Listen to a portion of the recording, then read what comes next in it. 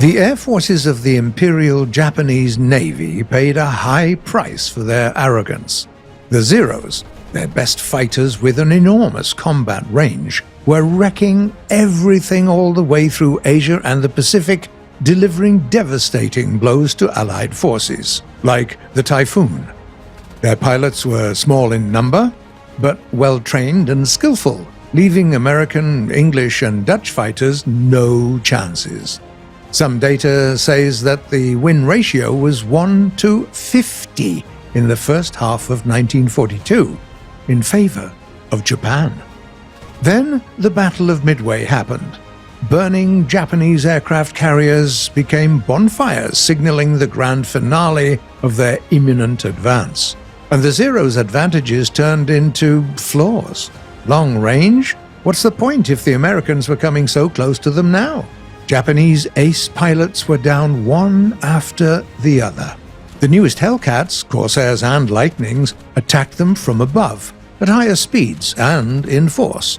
No matter how many turns you can spin on your Zero, you're getting hit one way or another. A single Browning bullet to your non-self-sealing fuel tank and boom! A single volley to the unprotected pilot cockpit, and the now unmanned Zero falls into the ocean. In all fairness, they could have foreseen such an outcome. They could have reduced the range to something more sensible, added some armor to the cockpit, add a CO2 compressor and self-sealing walls for the fuel tanks, install a fire extinguisher. The Zero's design had enough space for all of this. But it was too late. The A6M3 modification produced in July of 1942 did have a smaller range, but only because of a more powerful, hungrier engine that had a little bit higher top speed. The survivability problem was not being solved at all.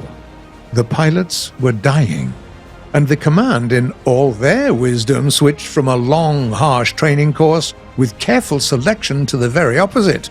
The front line started to receive green recruits who couldn't use the Zero to its full potential. It took them as long as until early 1944 to make the A6M5 modification with an armored cockpit and an FPE.